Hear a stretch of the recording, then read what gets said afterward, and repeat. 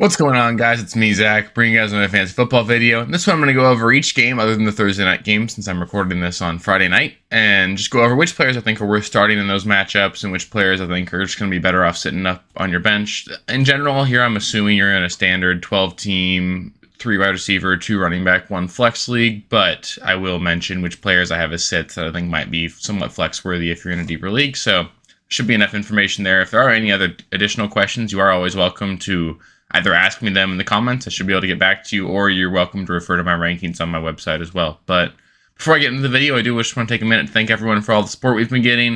It's been really exciting to see the channel grow over the past couple months, and we're sitting at about 290 subscribers, so we're really closing in on that goal of 300. So let's see how fast we can get there. If this is your first time on the channel, thanks for stopping by. I hope I can help you out and help you really work towards your goal of winning your fantasy championship this year.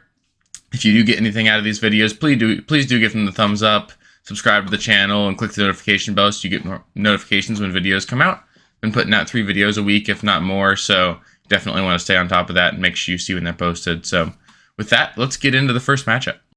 Starting off with the London game here, we've got the Giants at the Packers, and this one I think it's pretty obvious. You're going to start only Saquon Barkley on the Giants. They don't really have any healthy receivers, and their quarterbacks are banged up, so I wouldn't expect anything through the air from the Giants. And on the Packers side of the ball, it's almost going to be somewhat the same thing.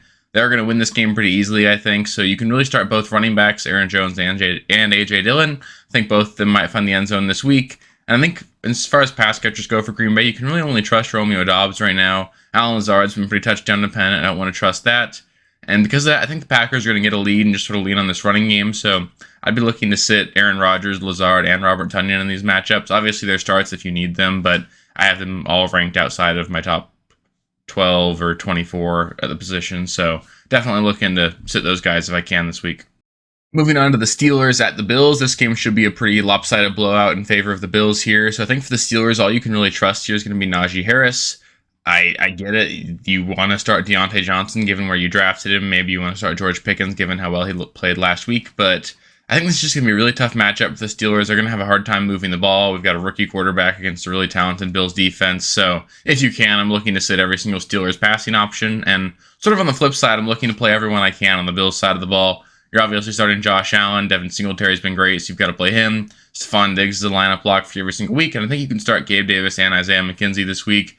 I think this is going to be a bit of a get-right week for Gabe Davis, and McKenzie's been super involved, and the Steelers' defense has given up a lot of points to the slot this season, so it's really a good matchup for McKenzie. If McKenzie does miss this game with his concussion, I think especially in deeper leagues, you could take a look at Khalil Shakir. This game's also going to be missing Jamison Crowder and Jake Kumaro, so Shakir, their 5th-round rookie, should slot in as that number 3 wide receiver if McKenzie can't go, so keep an eye on that. Shakir is a guy that I have picked up in a couple of my really deeper leagues and would be considering as a really low-end flex option if I need him. So keep an eye on him going forward.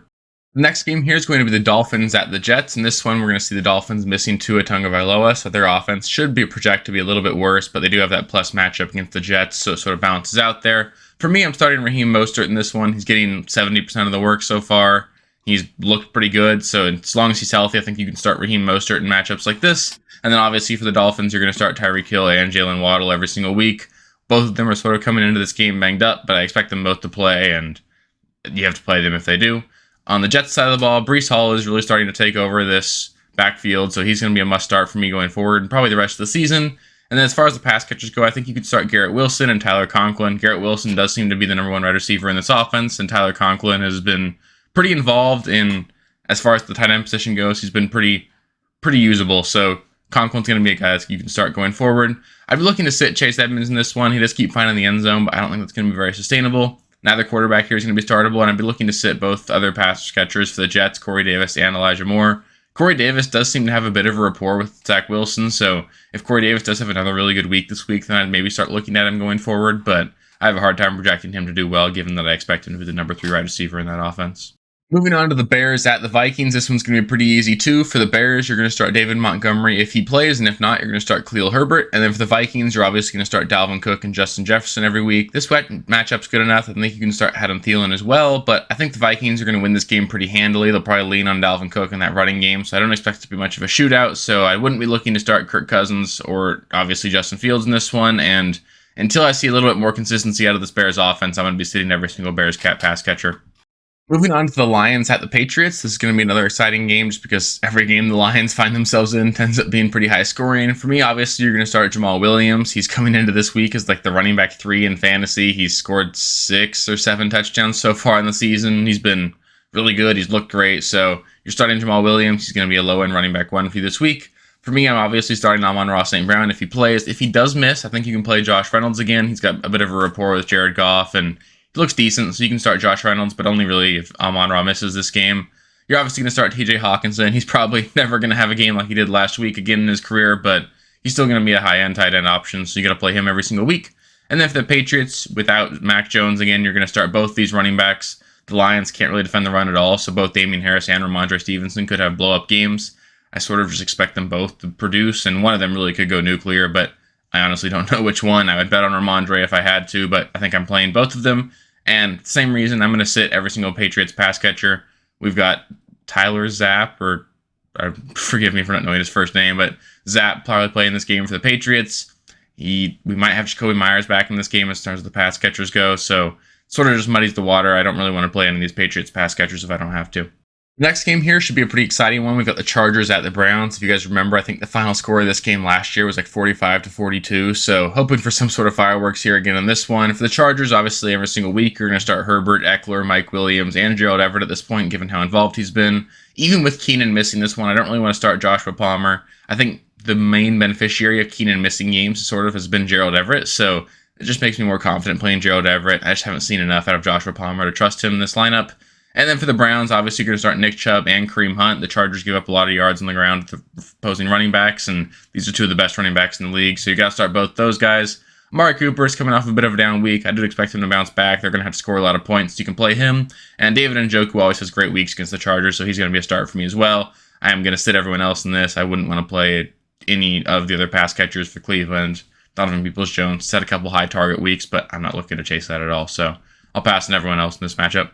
Moving on to the Texans at the Jaguars. This one should be pretty easy for you guys as well. For the Texans, every single week, you're going to start Dameon Pierce and Brandon Cooks and no one else. And for the Jaguars, you're going to start James Robinson, especially in plus matchups. This is going to be a game I expect the Jaguars to win. And you're going to start Christian Kirk. He's been super involved. Even last week, he had 9 targets. It just didn't quite work out. So you're going to start Christian Kirk.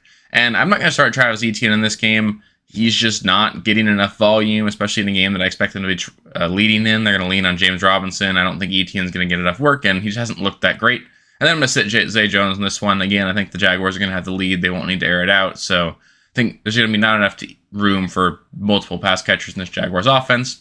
And not listed here, but obviously I'm going to sit both teams' quarterbacks and tight ends in this matchup as well. Moving on to an NFC South matchup, we have the Falcons at the Buccaneers. In this one, the Falcons will be missing Kyle Pitts, and they're going to be missing Cordarrelle Patterson, so I think it's pretty safe to say the Buccaneers are going to win this game. I think you can start Drake London just because of how necessary he's going to be to this offense. It's going to be trailing, and they're going to need to score. I don't expect him to have a great week, but he'll get enough volume that you can play him. And then the Buccaneers side of the ball, it's pretty easy. You're going to play Brady, Fournette, Mike Evans, and Chris Godwin. Should be a pretty consolidated just scoring tree, yardage tree for this Buccaneers offense. Those four are going to have a great week. The Falcons always get blown out by the Buccaneers. Brady's been absolutely dominant against them since he's been a Buck, so you got to play all 4 of those guys. I'm not looking to play Rachaad White if I don't have to. He just hasn't gotten enough work. He's probably going to get 30% of the snaps, and that's not going to be enough for me to trust him. Marcus Mariota has got a really bad matchup, so I'm not looking to stream him this week. And as much as some of you guys may have spent to pick up some of these Falcons running backs on waivers this week, it's just a really tough matchup, so I'm not looking to play Algier or Avery Williams or Caleb Huntley. It's just none of them look like they're talented enough to overcome what should be a really quality Buccaneers front 7, and the Buccaneers are going to be winning for most of this game. The Falcons are going to have to try and air it out anyway, so I'm avoiding all running backs on the Falcons side of the ball here. Next, we got the Titans at the Commanders. For the Titans, obviously, you're going to start Derrick Henry every single week, and I think you can get away with playing Robert Woods in this one. We saw Treylon Burks leave last week with an injury, so I don't think he's going to be super involved for the next several weeks, obviously. He might get placed on IR, so Robert Woods has looked good. He's found himself in the end zone last week, so I think you can play Robert Woods. The Commanders' defense doesn't scare me. For the Commanders, Jahan Dotson's going to miss this one, so it makes me even more confident in playing Terry McLaurin and Curtis Samuel. And even though Brian Robinson's going to be back, I don't expect him to get that full workload, so I would say you can maybe get away with playing Antonio Gibson in this one. He's like a really low-end RB2, high-end RB3 for me, so I wouldn't be confident playing Antonio Gibson, but I think this is probably the last week you can do it. I don't want to start any quarterback in this matchup, and both other Commanders running backs, Robinson and J.D. McKissick, I think I'm out on at this point going forward. Moving on to the Seahawks at the Saints. This one's pretty easy, actually, just given how consolidated these offenses are. For the Seahawks, I think you can start DK Metcalf and Tyler Lockett. They're both getting enough work, and Geno Smith looks good enough. I think you can actually start trusting both of these guys going forward. And for the Saints, you're going to play Alvin Kamara, obviously. I know he's had a rough start at the start of the season, but he's still Alvin Kamara. He's going to be great, especially against the Seahawks defense that just got torn apart last week by the Lions. And then you're going to start Chris Olave. Michael Thomas is going to miss this game. Chris Olave looks super good. I wouldn't be shocked at all to see Olave go off for 150 yards and 2 touchdowns in this one. Despite that, I think you got to sit Geno Smith. The Saints are a much better defense than the Lions, so I think Geno Smith is going to come back down to earth this week. There's no tight end in this matchup I'm really looking to start. They just sort of spread the ball around in that position too much. Both these teams do. And for the Seahawks running backs, Rashad Penny particularly, I'm not looking to start him this week. I know he had a really great week last week, but the Saints are a much better run defense than the Lions, and I do expect the Seahawks to lose this game, so I don't think they're going to be able to lean on that run game as much as they'd like to. Next game here is going to be the 49ers at the Panthers. On the 49ers side of the ball, you're going to start Jeff Wilson. He's getting those 15 to 20 touches every single week, and he's looked good with them, so you got to start him just given the amount of volume he's getting. And then you're obviously going to start Deebo Samuel and George Kittle. Deebo Samuel is going to finish this year as a top 5, top 10 receiver again. I was sort of out on him on the offseason, but I'm going to eat crow on that one. I was wrong there. And George Kittle, he's another guy you got to start every single week. I know it's been a rough start to the year, but he's got some really high-end upside that most tight ends just don't offer. He can win you a week. So you got to play George Kittle almost every single week. And then for the Panthers, you can start Christian McCaffrey, obviously. And I think you can get away with starting DJ Moore in this one. The Panthers will be losing. It's going to be a slow-paced game. I'm not excited about it, but they're going to have to throw the ball to DJ Moore if they want to move the ball down the field. They're going to try. They won't do a great job of it, but he'll probably get 5 catches. So he's going to be like a low-end wide receiver 3 for me this week. And I'm going to sit both quarterbacks in this one, and I'm also going to sit Brandon Ayuk. The Niners are going to be winning this game. They're going to lean on their running game, and they're just not going to need to open up the passing game. And Brandon Ayuk's just probably the second or third option here, so I'm not excited about playing him this week.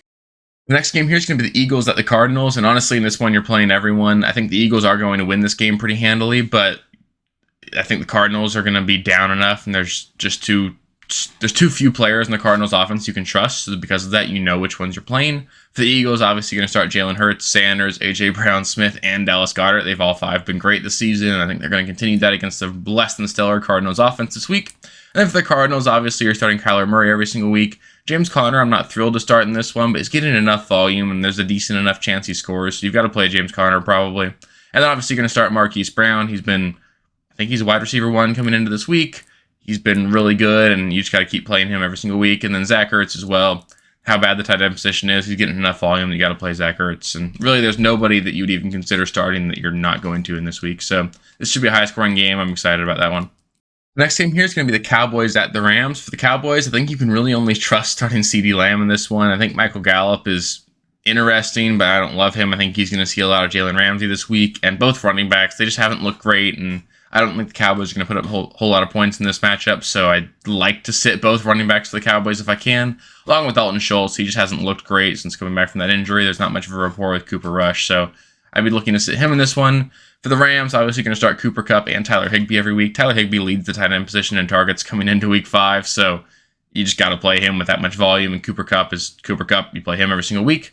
But I think you're going to sit both quarterbacks in this matchup. Stafford's looked awful. The Cowboys are a pretty opportunistic defense, so they're going to get a lot of sacks, get a lot of hits on Stafford, probably pick him off 1 or 2 times.